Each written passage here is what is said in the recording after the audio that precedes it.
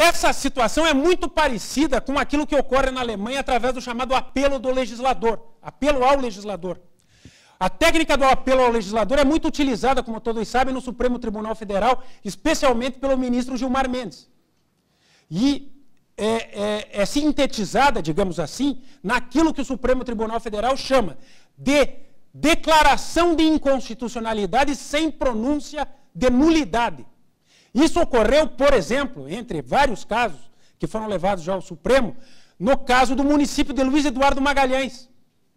No caso do município de Luiz Eduardo Magalhães, onde se decidia sobre a necessidade de lei complementar para a posterior edição da lei de criação do município, se sabia desde logo que a lei criadora do município era completamente inconstitucional.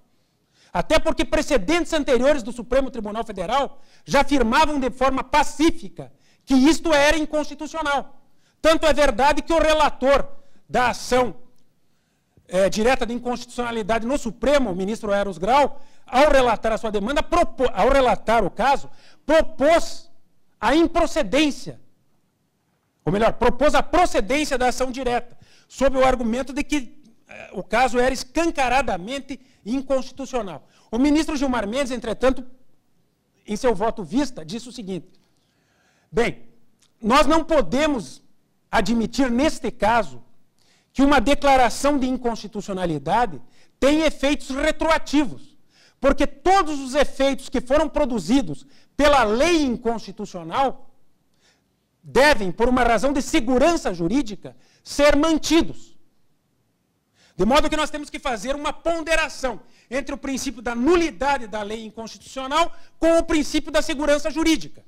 Nós temos que manter os efeitos que foram produzidos, entre aspas, pela lei inconstitucional durante um período de tempo, até mesmo para que não ocorra um caso de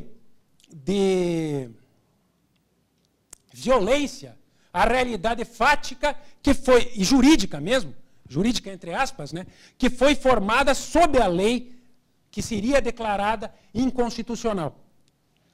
Bom, daí então dizem outros ministros do Supremo, bom, então para preservar, para evitar então que a nossa decisão tenha efeito retroativo, vamos julgar improcedente a demanda. Vamos julgar improcedente a demanda. Mas ao invés de eles julgarem improcedente a demanda, eles declaram a inconstitucionalidade da norma. Eles julgam, de certa forma, procedente a demanda. Julgam, declaram a inconstitucionalidade da norma. Mas dizem, os efeitos da nossa decisão de inconstitucionalidade só se produzirão daqui a 24 meses. Prazo que terá o parlamento para, pautando-se nos critérios da lei complementar, editar nova lei para a criação do município. Isto para que, então, preservada fosse toda a situação consolidada no período da lei inconstitucional. É uma solução interessante, porque a lei é declarada inconstitucional e os efeitos são projetados para o futuro. Não há simplesmente uma técnica de sinalização, porque a lei já é declarada inconstitucional, mas também não se aplica a mesma lógica da revogação de precedentes. A lógica da manutenção dos efeitos, no caso de revogação de precedentes, tem a ver com a necessidade de garantia de confiança justificada e de coerência do direito. Nesse caso do Supremo Tribunal Federal, não havia confiança justificada alguma na lei. Até porque vários precedentes anteriores do próprio Supremo Tribunal Federal já tinham declarado, em outros casos, que a lei também era inconstitucional nestas hipóteses. Não se estaria tomando de surpresa ninguém com a declaração de inconstitucionalidade da lei. Em outras palavras, os motivos que levam aos efeitos prospectivos no caso de decisão de inconstitucionalidade, nada tem a ver com os motivos que levam aos efeitos prospectivos no caso de revogação de precedentes. No caso de revogação de precedente, o que importa é saber se há confiança justificada no precedente. No caso de declaração de inconstitucionalidade, o que importa é saber se há uma situação consolidada que mereça proteção formada na pendência da lei inconstitucional. São situações completamente diferentes. Tanto é verdade que a ideia, e agora nós entramos num problema que é seríssimo, me parece, hoje no Brasil, a ideia de efeitos prospectivos no caso de revogação de precedentes deve ser aplicada no STJ. O STJ, através, especialmente dos recursos repetitivos, muitas vezes revoga precedentes ou revoga jurisprudência consolidada do tribunal. Ora, se a revogação da jurisprudência consolidada no do tribunal, na qual os jurisdicionados se pautaram, pode gerar surpresa injusta aos jurisdicionados, é o caso de se admitir em tese, pelo menos em tese, que se admita o efeito apenas prospectivo da decisão revogadora de precedente. É o caso do crédito prêmio do IPI, por exemplo. Situação essa que foi muito discutida no STJ e na qual o ministro Herman, inclusive, que vai estar aqui amanhã, invocou o artigo 27 da lei que regula a ação direta de constitucionalidade e ação declaratória de inconstitucionalidade, justamente para sustentar a possibilidade de efeitos apenas prospectivos no caso da revogação de precedente que merece confiança justificada. Entretanto, aliás, os dois ministros que sustentaram essa tese foi o ministro Herman, no voto vista, acompanhado pelo ministro Noronha. Foram os únicos dois ministros da primeira sessão que votaram nesse sentido. Todos os outros votaram no sentido de que o artigo 27 não seria aplicado ao STJ por dizer respeito simplesmente à declaração de inconstitucionalidade de lei e não à revogação de precedente. E como o STJ não trabalha com inconstitucionalidade e constitucionalidade, a situação não era de ser aplicada ali.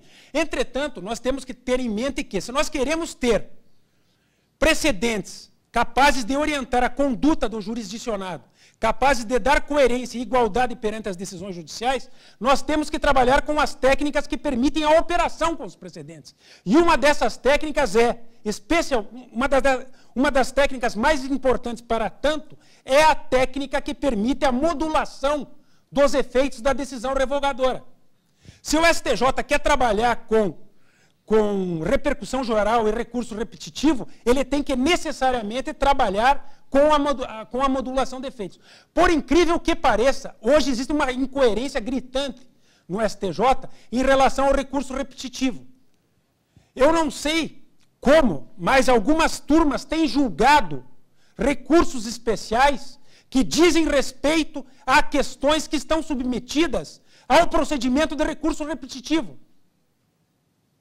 Em outras palavras, um recurso especial já foi afetado como recurso repetitivo, está sob julgamento na sessão ou na corte especial, e as turmas estão decidindo recursos especiais que versam sobre aquilo que está para julgamento na corte ou na sessão. Isso é uma incoerência para quem sabe que o recurso repetitivo tem por objetivo justamente evitar que sejam tomadas decisões incoerentes, que projetem efeitos diversificados para casos iguais.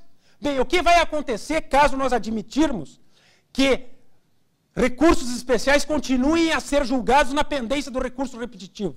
Não haverá outra saída a não ser a propositura de ação rescisória em favor daqueles que não lograram vitória no recurso especial, caso o recurso repetitivo lhes tenha dado ganho de causa.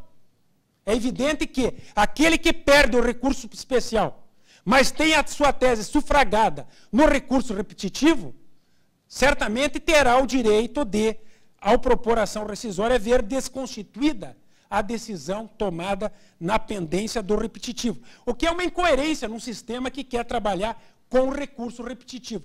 Isto é uma demonstração de se pensar em trabalhar com o Instituto sem saber por quê. Quem trabalha com o recurso repetitivo e trabalha com esta visão, ou imagina que o repetitivo serve apenas para atenuar a carga de trabalho do tribunal, ou não sabe o que está fazendo. É por essa razão, portanto, que nós temos que relacionar aquilo que se passa no direito estadunidense com aquilo que se passa no Brasil.